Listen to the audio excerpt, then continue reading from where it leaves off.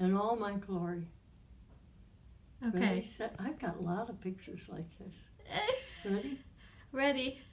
So, what should we start with? Let's start with growing up. What was it like growing up in the 20s? Oh, great. I had a wonderful mother and father. Absolutely fabulous people. My mother was a New Englander, very conscious of propriety and good manners. My father was a hard-working plumber. He didn't make very much money, 75 cents an hour. And he lived during the Depression. And the Depression was a period of time when average workers didn't have a lot of money. Are you recording this? Yeah. Oh, and he obviously loved my mother very, very much. But they were not demonstrative. Whenever he would come and put his arm around my mother, he'd say, "Not now, Charlie," you know. Or he'd pat her on the hiney and, "No, Charlie, not in front of the children." Anyway, we lived on an ending street. It was an alley. And that was one of the things that my sister Phyllis, now that she's gone, I can repeat, hated living on the alley. She felt it was degrading. Never bothered me, because as far as I was concerned, it's the first street at the end of the main street of Penn Yan, New York. And there was a huge, big bus company at the end of the street. And a small river ran through the town. And when I was about 8 or 9, we had tremendous flooding. The river was blocked, and we ended up with about 3.5, 4 feet of water in the house. And my mother was crippled. She was infirm. Crippled is not a word that many people like to use, but when she was 4 years old, she contracted a poliomyelitis, and without any shots. It took the use of her whole right side, and she wore an extremely large shoe. It was built-up shoe with about 3.5 to 4 inches of build-up. And when she walked, she would take a full step and then drag her other foot behind her. But despite that, she was always very joyous. I never saw her cry, except one time when something disturbed her greatly and she wept. But she's very strong-minded. So growing up on the alley, I had a bevy of friends. And probably my best friend was Marilyn Farrar. Her father was very well off, and she and I got along very well. And anyway, that was my childhood. I walked to school. I had long, dark, curly hair, and I'm the youngest of 9. 7 of us survived, 7 children. And these curls, my mother would put her finger over the material, the hair, and wrap it around like this and withdraw her finger, and I'd have these long curls. And there are several pictures of me with my long curls. And my hair was such that one of my sister Catherine's good friends would wash my hair and take care of it for my mother, which was a real gift. And that was me growing up. I will not say for a minute I ever was aware of being anything but perfect. My mother had the idea that all of her children were perfect. And so I took to her any problems that I ever had, and she always gave me the best advice. I was not the perfect child. I had a lot of fun. I was a cheerleader. I had minimum grades. I think I was a fairly bright student. And when I got to be a senior in high school, and the advisor said, "What do you want to do?" And I said, "I want to go to college and be a teacher." when I presented my father with this plan, he said, well, don't expect me to help you. I don't have enough money. By that time, my sister Dorothy was in nursing school. Catherine had already been trained as a secretary and working. Buddy worked for my father as a plumber. Don was a school teacher. Jack was a mailman and went in the service. He was drafted in 1941 for the war. He was in the first group that was drafted, and he became a bombardier and as assistant to the pilot. And for him, it was a very trying time, because when he had gotten out of the service and was at home, when he had cancer, of which he eventually died, he once said to my sister Phyllis, "I am troubled by all the people that I killed as a bombardier in the war." And I think that was a feeling that left many men very discouraged at what they had done. Anyway, I went off to college. My dad said I couldn't become one, but my sister Catherine and Ralph, her husband, took me for an interview to Cortland, where I met with the first president, and he said, "Oh, there's no way you can come to college if you have no way of supplying your needs for your registration and all." And so I went home very discouraged. But my sister and her husband Ralph, Catherine and Ralph, said, "Don't let that put you down, so I'll take you back." And it turned out when I went back for another interview, that president of the college had been retired and there was a new man there. And his attitude was entirely different. He said, "What is he talking about? Of course you can, and I have a job for you right away." And I ended up being a sitter for Dr. Runfola and his wife. And Paul was 4 and Natalie was 2. And I lived with the Runfolas while I was in college. And in the daytime when I was at college, I had no responsibilities. But before that, I would have to get up in the morning and dress them and make sure they had breakfast, and then call Mrs. Runfola. She would sleep late in bed. Then I would come back after my class he had a woman who worked for him in the office. He had office hours in his home. And when I came back from school, around 3 or 4, whenever I was free, and I'd take over the care of the children. And I would have dinner with the family and put the children to bed. And that was the way I handled my life up until the time I was of beginning my sophomore year. I went to work in a bank, in a defense plant, and they taught me to work a Warner Swayze machine where I would cut little pieces that went in sextants. And sextants was the piece of machinery that men in the service learned to find their way. And there, during the summer, I made big money, $14 an hour, which I saved. And then when I went back to college in September of my sophomore year, I worked in a restaurant to supply extra money. And then I'd go back to work at Beaver Tool and Machine in the following June. And I'd work at Beaver Tool until September, and then I'd go back to college to my same job as a waitress.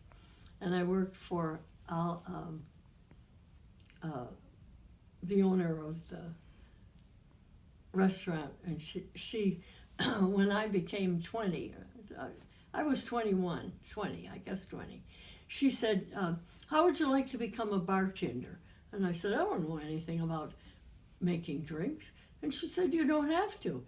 The men will come in and they'll tell you what you want, and you just dish it up." And so I said, "Sure, I'll give it a go." So I worked behind the bar my junior year No, my senior year. I don't think I did junior year. Senior year. And they would come in and they'll say, I'll have a scotch and soda, and put 2 jiggers in a glass and then fill it up with soda. Or gin and tonic. Fill it up with an ounce of gin, and the rest you put in tonic water. And one time one of them said, here, girlie, have one yourself. And so I asked Arla, who was the owner of the restaurant, what I should do. And she said, charge them 75 cents and take 75 cents out of the cash register and put it in your pocket. And charge them the 75 cents. And so I graduated from that job. Wait. And worked time. Do you remember how old are you when the Great Depression happened? I was born in 1925 and the Depression started in 1932. So I was about 8. So do you remember anything? Yes, from I that? do. We only got a half an orange for breakfast. My mother was very aware of nutrition. And we ate oatmeal with milk. And she'd take milk and she'd mix it half and half with water. And we'd get whole milk, really, half and half. And we had brown sugar on our oatmeal and a half an orange and always a big glass of water. Very important to have a glass of water. My mother was very, very sound nutrition. We used to say we'd have meat on Sunday and leftovers on Monday because she'd do something with it, like make a beef stew or beef pot pie, or she'd grind it up and make meatballs. She was wonderful. Extraordinary woman. Very, very bright. New England, born and brought up in New England. Does that fill you in? Yes. And as far as clothes go, during the Depression, my dad would say to my mother, Bernie, does she need that? And my mother would say, no, I think what Phyllis can do is wear Paula's coat. And then Jeannie can wear Winifred's coat. And Winifred always had a coat that the sleeves were much too short because her arms were much longer than Paula's. In other words, everything was handed down.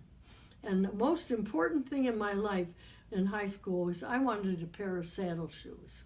You know what saddle shoes are? Mm-hmm. They're white shoes that have across under the strings, the ties, is brown. And it was the popular thing to have, is to wear saddle shoes. And that's the one thing I wanted for Christmas. I got saddle shoes. Oh, nice. Clothes, everything was handed down. And my mother was an extraordinary seamstress. When we couldn't buy anything, she'd make something. She'd make it out of whatever she had. I think one of my sewing skills comes from just sitting behind a sewing machine and watching her sew. My mother could do anything if she didn't have to walk long distances.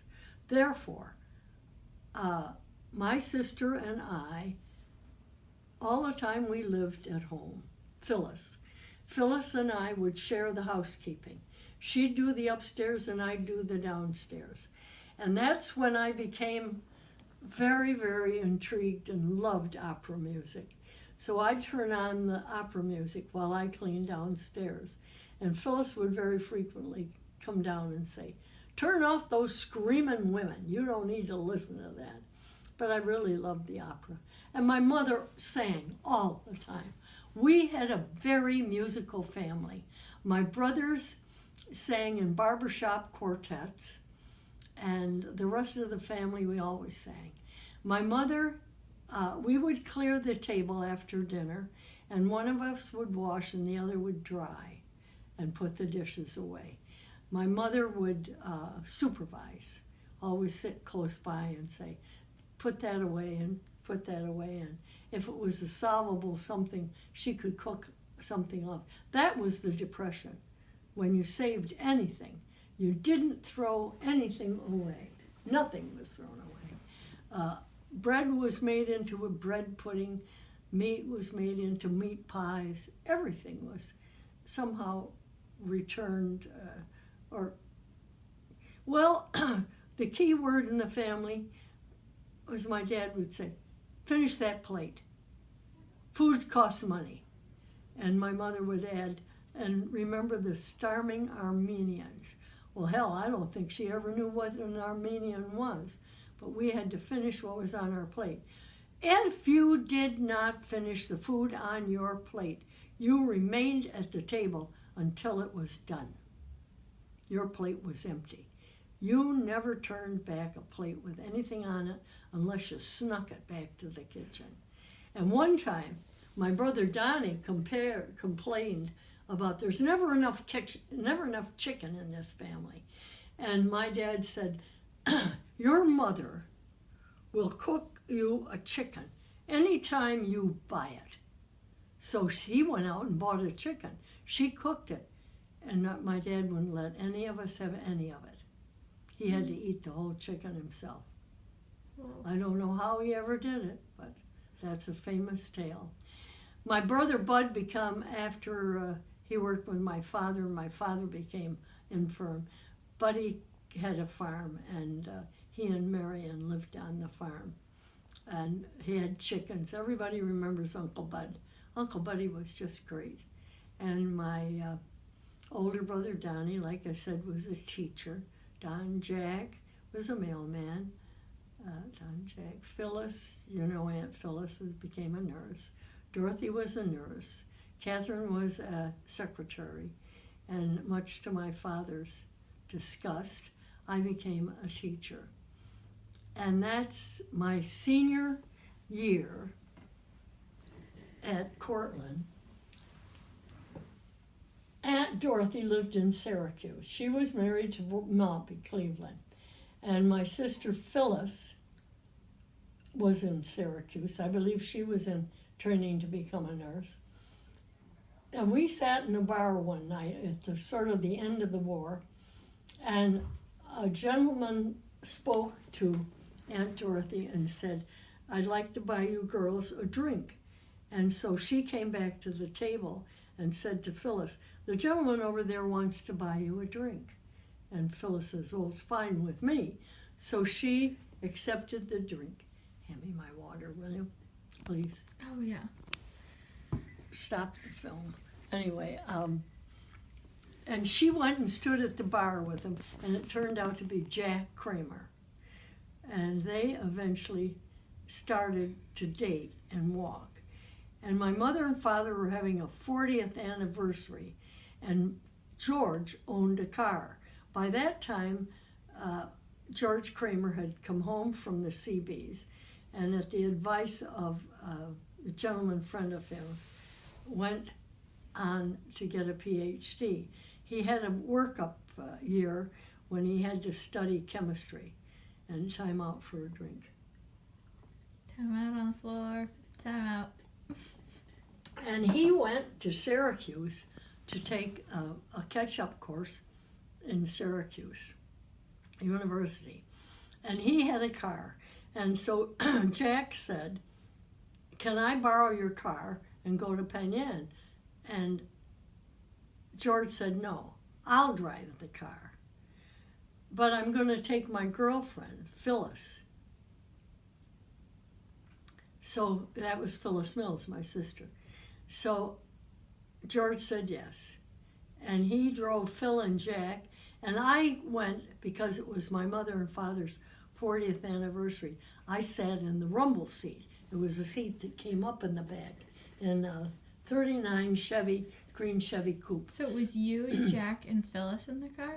Yeah. Not George yet. You didn't know George? George drove. Or you didn't really know him yet? No. All I knew was he was Jack's brother. Okay. And we went to Penn Yan and had a very nice time at the reunion.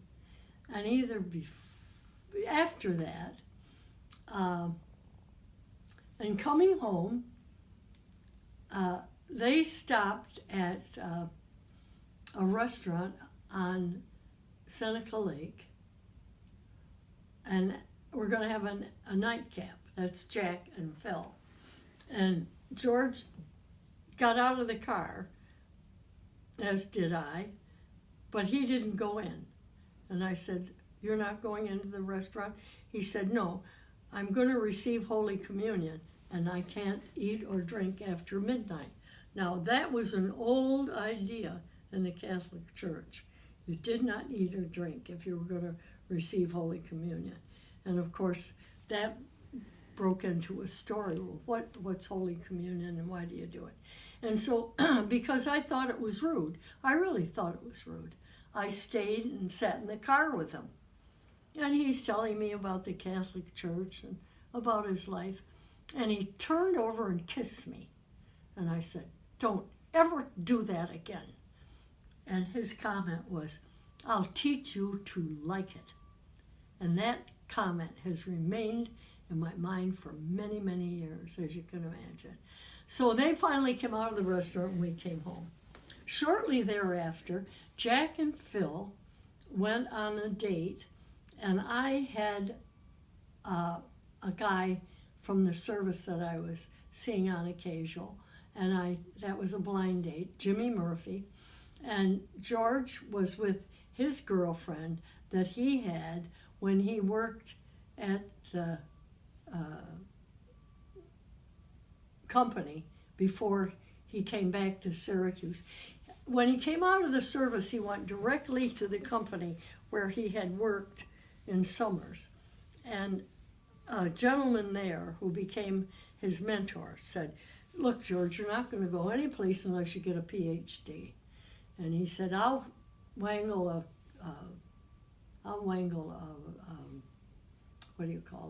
money for you to go to college. You get accepted someplace and let me know." And eventually George did get accepted at Montreal. Excuse me, that's the phone.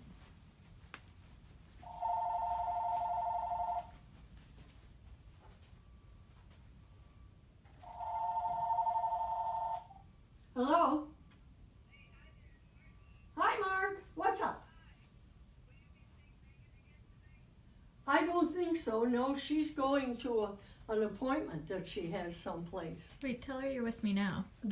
Are they going to come back here? Tell her you're with me now.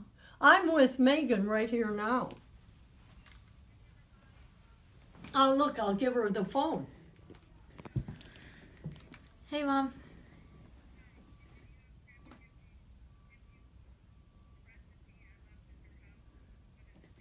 Yeah, sure. What's it for? She'll know what I mean. You gotta give me the recipe that my mom left here. What does she need? The recipe she left here? Oh, yeah, I'll give it to you. Yeah, give it to me when I'm leaving. Okay, fine. Okay, Mom, we're good. I got to get it out, though, before I forget. All right, bye.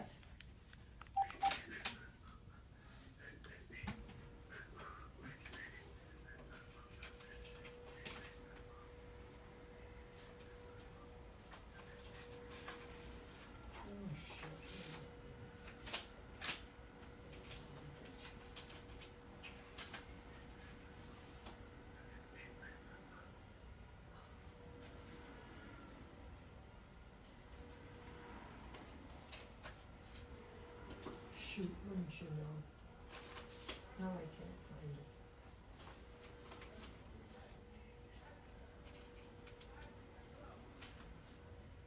it. Oh, perfect. Is this it? Yeah, it's a yeah. Okay. Chocolate chip. Yeah, this is it.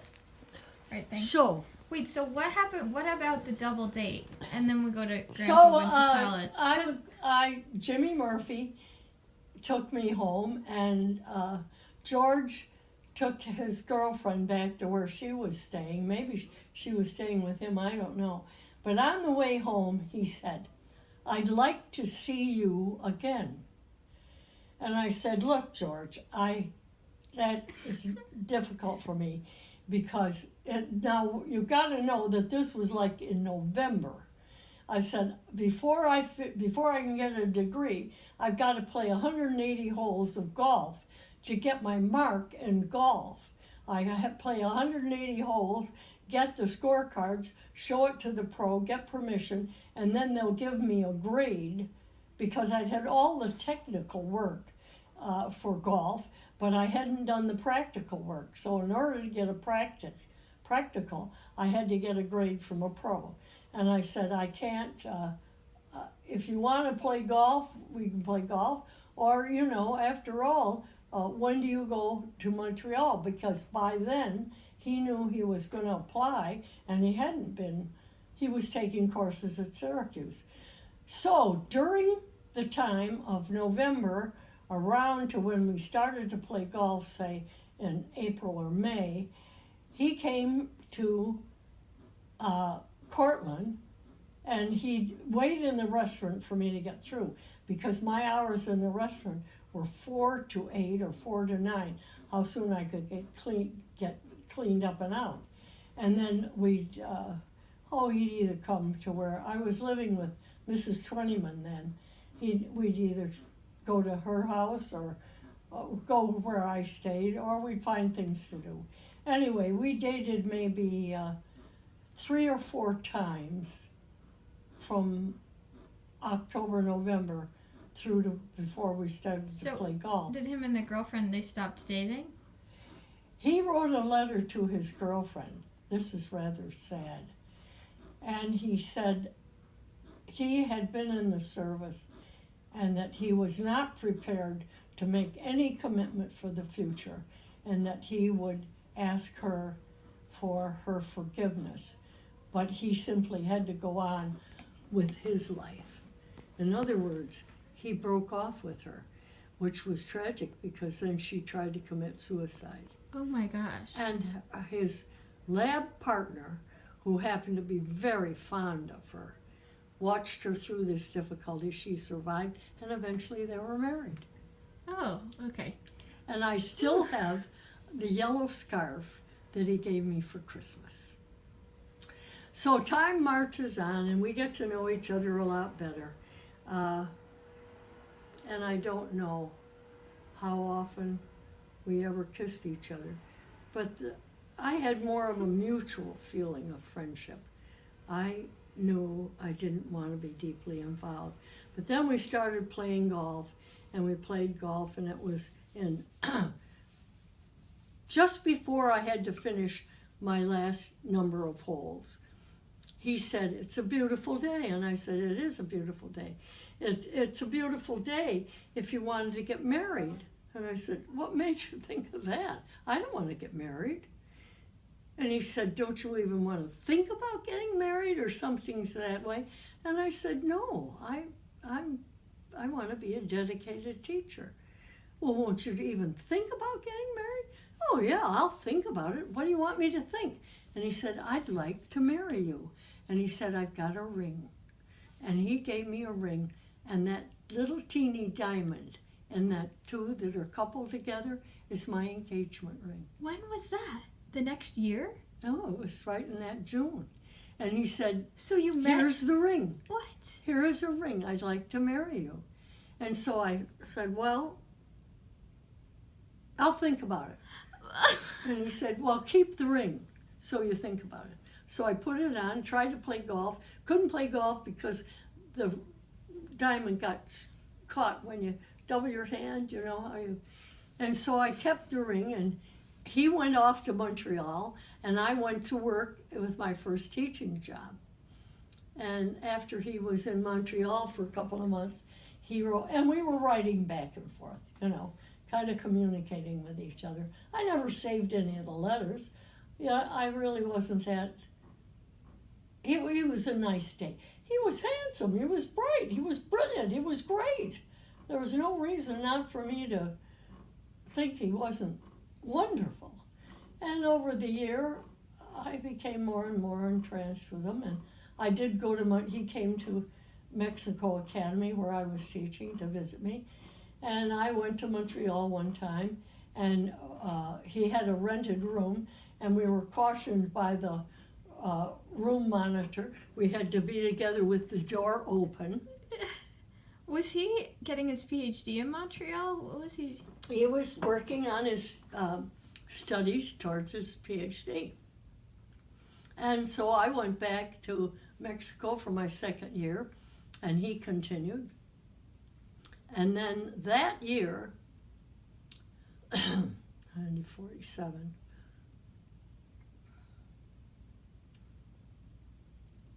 we were married in 48. I've lost a year. Anyway, Jack and Phil got married, and I was their maid of honor, and George was asked to be Jack's best man. But he did not like the idea of Phyllis and Jack being married. He was concerned about his brother's mental health. Jack was a very heavy drinker, and that proved to be disastrous for him. But anyway, to make a long story short, they got married in 1947, and I taught a year, and George and I married in 1948. And at that time, the biggest decision I ever made was whether to go on and continue to teach or to become a housewife. So that was 1947, 1948, I taught. 1949, we were married, and he and I both found it very difficult to be apart. I realized then I really, truly loved him. And I feel that way to this very day when people kid me about good-looking men and having companions. I can't imagine it. Your grandfather was brilliant, humorous, generous to a fault. One of the things he said to me before he died is, at one point, just, conversation like this, do not ever let my brother deny your sister or your sister need anything. Go help her whenever she needs help of any kind. He foresaw the difficulty there was in their marriage. Jack Kramer was not a nice father. He called his children by bad names. And he and George were never close brothers. And they had many things alike. But George never, ever used any rude names to me. Never struck me, never hurt me in any way. We had what could only be described as a beloved marriage. I loved him head to toe. I purposely gave up a life of teaching because I committed myself to him. Once I married him, I taught the next year, and then I moved to Montreal. And we lived in Montreal in a little apartment in Montreal, and then the next year we moved to Chateauguay, Quebec, in a little house, and we heated by a wood stove in the kitchen, and we walked to Mass on Sunday, and he'd say, on one time he said to me, "You better hurry up because I think the end of your nose was frozen," and it was. I've got a little slit where my nose froze, got all crusty. And during that time, I didn't do anything as far as teaching was concerned. And I became pregnant with Paula, and What did George get his PhD in? Cellulose chemistry. Cellulose chemistry. And when he stood for his orals, he had to write a thesis. He has a thesis on converting cellulose chemistry into plastic products. And someplace in this house, or someone has, small pieces of plastic that he first developed before plastic was used for any kind of a container or cup or anything like that. That was the beginning of cellulose plastic. And when he stood for his orals, he had one of the professors who questioned him in order to give him his degree, asked him a question in German. And George was by then proficient in French and German. He spoke fluent French and German. He responded in English, and the German professor said, "Mr. Kramer," in German, "s'il vous plaît." And so he had to respond to the answer to his thesis to the German in German. Just gives you an idea of how brilliant he was. And from there, he graduated and came back. I was with him, living in Chateauguay, Quebec, and very pregnant. Had a very pregnant cat. We drove back to the New York State in his Chevy coupe. And while I lived with him in Montreal, I kept track of everything I spent. Food, clothing, anything I had. And when we came up to the border to leave, the man said, "Do you have anything to declare?" And so I handed him these sheaves of notepaper that I'd written everything on, and he thumbed through it like this. And he said, "Okay, you pass." And he looked at the cat in the back seat. And there's a headboard or back. When the rumble seat goes up, there's a place there, and that's where the cat was.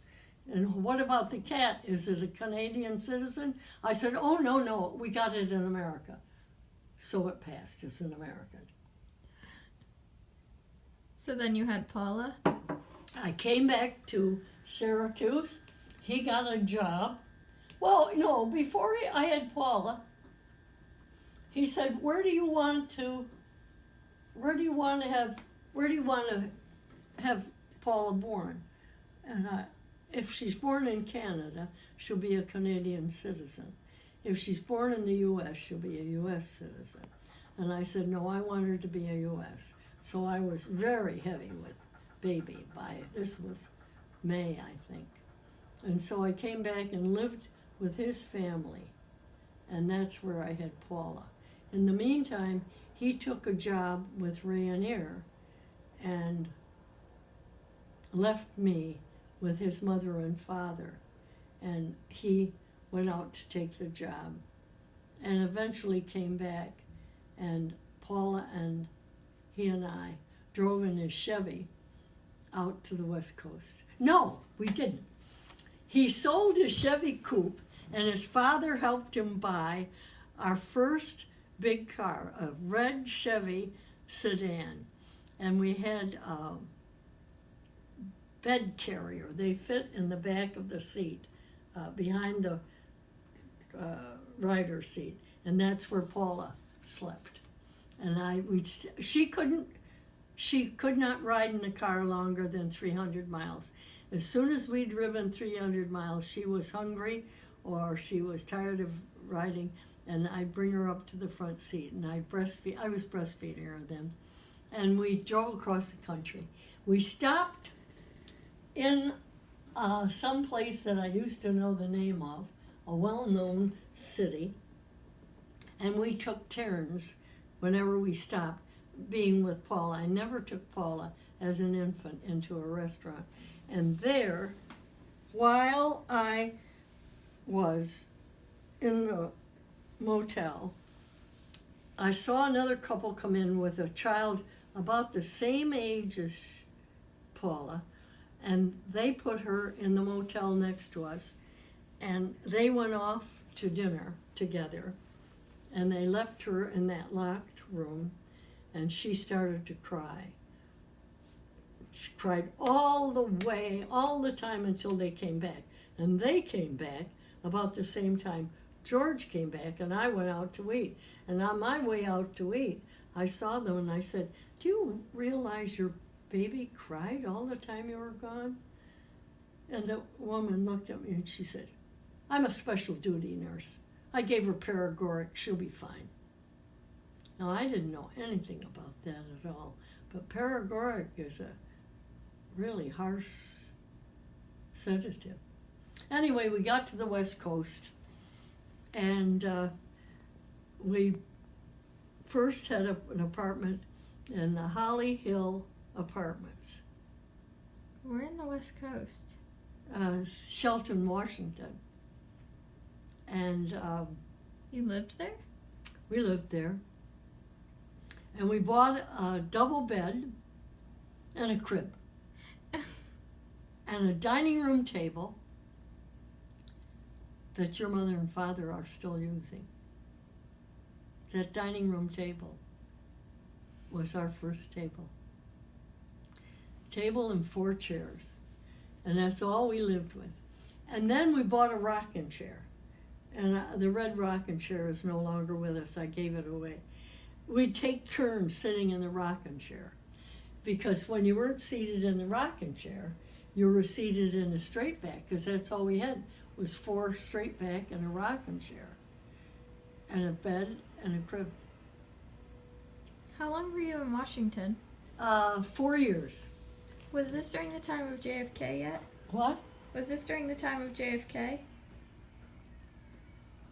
You mean, yeah. and all that going on? Yeah. What do you remember from that? I don't remember a lot.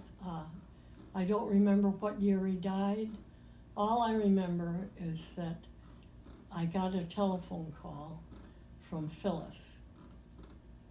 And I used to talk with my mother about once a week, and occasionally when my dad died.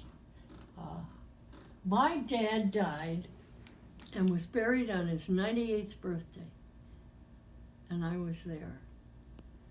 I came back to New York.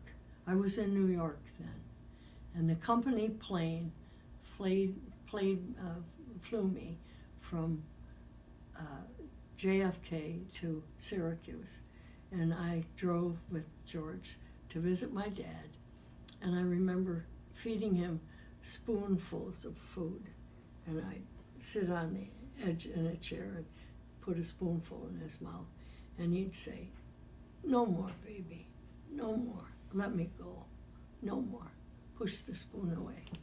And so I talked with his doctor, and his doctor said, "I don't know how long Charlie's going to live." I would say an hour, a week, a day, a month. He's tough. And I don't know how soon after that he died, but how soon after that he did die, and I cannot remember if I came to his funeral or not. Mm-hmm. By that time, I had Winifred. Winifred was born a year and a week after Paula. And I had no idea that was on the West Coast. I had no idea that I was pregnant. Because I was breastfeeding, and they say, if you breastfed, you didn't get pregnant again. Well, that's a mistake, because a year and a week after Paula was born, I had Winifred. And Winifred and Paula and George and I took a train from Seattle, Washington to Chicago, and Chicago to Syracuse. And in Syracuse, Frank and Marie Creamer met us with a 4 and a 5-year-old. That was Paula and Winifred. And we lived with them on the top floor at 1430 Midland Avenue. And George went into New York City and worked for Ryanair right away. And he'd come in the meantime, of course, he was looking for a house. And he said, what do you want for a house? And I said, I don't care what we have for a house, but it's got to have a minimum of 3 bedrooms. One for me and you, and one for the 2 girls, one for each girl. And if I'll settle for 2 bedrooms, but it should be 3 in case we have more. And so he found the house in Westchester County, and that's when we started our life together with 4 kids. So you moved from Syracuse to Westchester at that I beg point. your pardon? You moved from Syracuse to Westchester. Yeah, that's it. And did he commute into the city? Yes, he commuted. As soon as he found the house, and he did, and I never saw the house. I just moved into Hickory Lane when he said he bought the house. He floated a loan. He floated a loan for $4,000 as down payment on this house, and we paid every month on the equity of the house. And that we lived there until time marches on, and he eventually bought the farm, and we were very happy. So what's your biggest advice for relationships?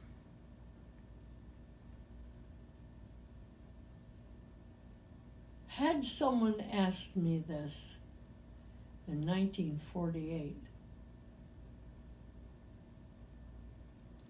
I wouldn't have had an answer. I loved your grandfather so much that I can't ever imagine being unkind to him. But only in the last year has your father, backed up by questions from Catherine, my questions from Catherine, I was not always nice to him. And that was backed up by a neighbor who used to say, my God, Jeannie, you drove him. Like when he'd say he wasn't feeling well, I'd say, come on, get up, we're going to go for a walk. Come on, get up and go for a walk. And when I wanted to buy this Davenport, what do you need a Davenport for? What's wrong with the old one? I said, that old one is crap. By that time, we were at the farm. And Tim was going to be married. Winifred was going to be married. And I said, I don't want that crummy furniture. I mean, I was not nice to him. I may have loved him less mentally and physically during those years than I do now. Your grandfather traveled a great deal. When he was offered CEO, he was offered the job to be head of Rayonier Incorporated, a job that Ron Gross had. And he came home and he said, they've offered me the head of the job. They've offered me Ron Gross's job. And I said, well, do you want it? And he said,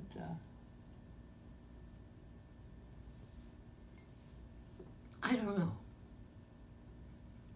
Well, can you do it? He said, sure, I can do it. What do you mean? I have some questions about what's happening in the field of cellulose chemistry. My mind has to go on with the chemical world. But he was 62 then. And he said, I wouldn't care if I never got in an aircraft for the rest of my life. By that time, he had been in 50 separate countries. He had traveled 60,000 miles in the air. He would leave on a business trip Monday morning or Tuesday morning and come home Friday. And many times I would drive him to the airport. And one time I drove him to the airport with Sheila. And I drove him to the airport, and I was sick to death of doing it. But he had, later on in the company, after Sheila went to college, he had private drivers come and pick him up. The cops came and knocked on our door in Hickory Lane one time and said, "There's a gentleman says he's waiting for Dr. Kramer. Is this true?" And George says, "Oh, hell, that's my ride to the airport. I'm sorry." So he went out and explained to the cop who was waiting in front of us to drive him to the airport. One time Sheila said, "I don't want to go. I'm not going with you. I don't want to go." And I said, "Well, I'll tell you what, if you go with me, we'll stop in Long Island and have lobster." And she said, "Okay, I'll go." But he traveled a lot, and I missed him terribly. And maybe I was cross. I do not believe that a happily married couple don't have crosswords between each other. I have no idea what goes on between my son and your mother, but I know one thing. Geez, what time is it? I have to get out of here by 2 o'clock. That's all. I know one thing. Margaret is pretty special. And I see in your dad so much of what your grandfather was like. Do you notice how Tim, when you make a statement that he has a question about, he will ask you a very personal question like, "What do you think? What's your idea?" I don't know. Does he do that with you? I think so. Does he advise you? Oh, yeah. See? George Kramer was... Don't stay with a job unless you love it. You have to love the job or you will not be successful. Mm-hmm. And I hear him say that to his kids. So what have been some of your greatest joys? What is my favorite joy? Your greatest joys, yeah. It can be small or big. Like a My chocolate chip greatest cookie. pleasures are when my children come to visit me. You. This is a great pleasure for me. And when your mother comes, your mother is so generous with her time.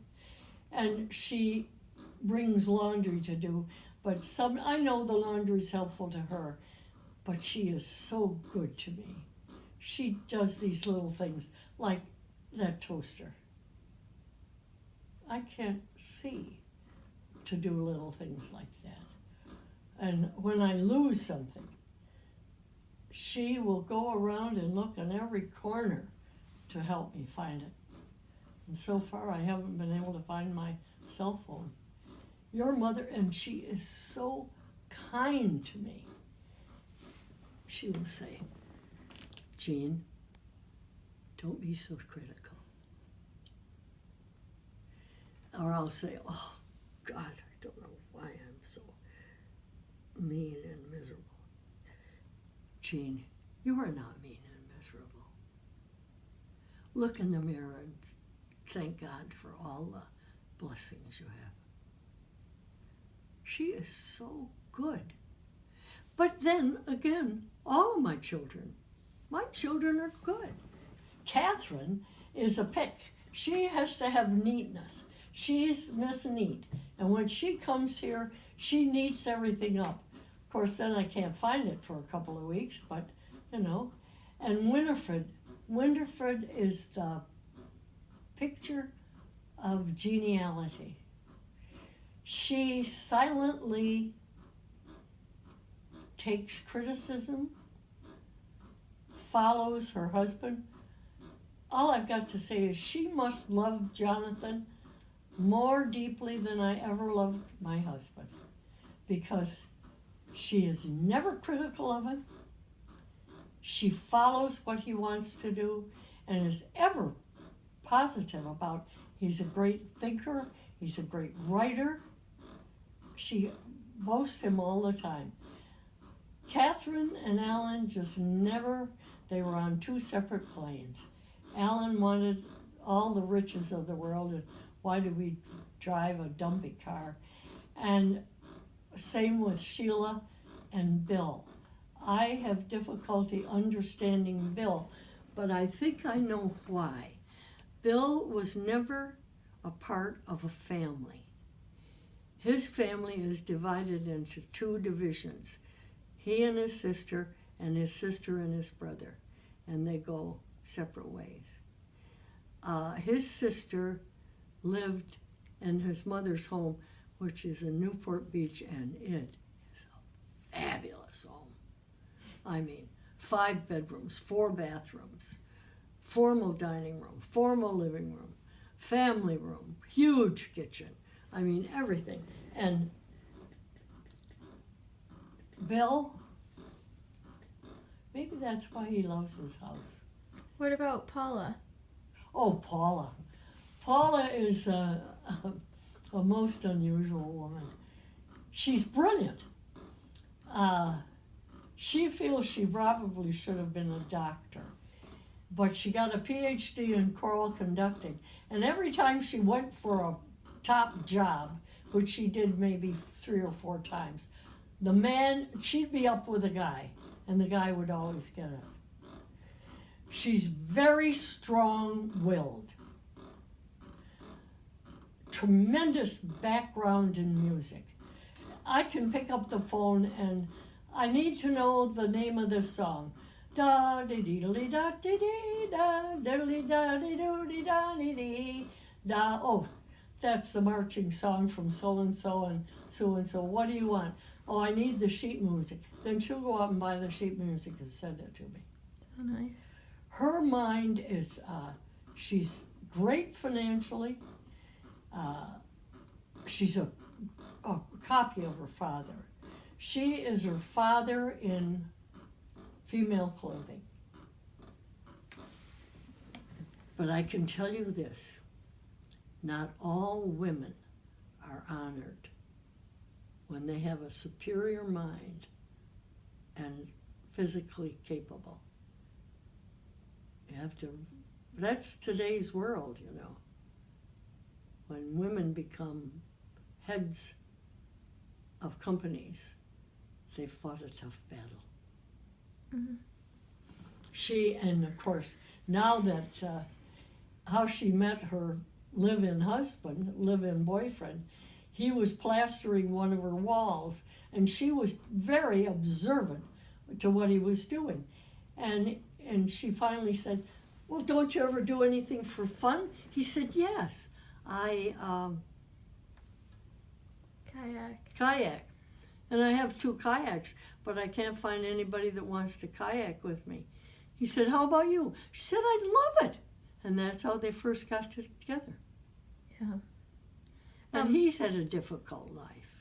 What about the greatest, little joys? Little joys. Little joys. Like dancing? How little? Dancing? Do you like Oh, to I dance? love to dance. I love to dance. And I love little babies. I'd keep having babies if I could, possible. Cooking? I love to cook, but I've grown out of cooking. When the possibility of cooking becomes impossible, I have given up on it. Mm-hmm. I tried to make an apple pie, and your mother was so generous with her compliments, but it was the worst apple pie I'd ever made in my life. And cooking is, I don't get the thrill out of cooking like I used to. You know, back when I was at the Hickory Lane House, we would entertain outside customers and people in George's World, rather than eat out in another restaurant when he had somebody coming from the West Coast and they had verbalized how bad the food was. He'd give me a call and he'd say, Jeanne, can you put together a dinner tonight for blah, blah, blah, blah, blah? And I'd say, sure. So I'd go out and buy whatever pleased me, and I'd throw together a good dinner. Yeah, and if I'd have 2 or 3 days, then I'd do really fancy stuff. So, like, if you could tell, like, me or young people, like, what are fun small things to make sure to do? Clarify. Like make sure you, I don't know, like keep in touch, like write letters or. By all means, keep a journal. How you feel at this moment, what this means to you. I have no idea what you plan to do with this, but it's interesting. If you had a few minutes, I'd let you listen to a tape of Charlie Mills, my father, which I really honor. It's his voice saying, "Now, baby, I was always the baby. Like, no more baby." Small joys. I love small children. I love to sing. And I wake up singing. I enjoy a glass of wine. Maybe more than I should. I love good food.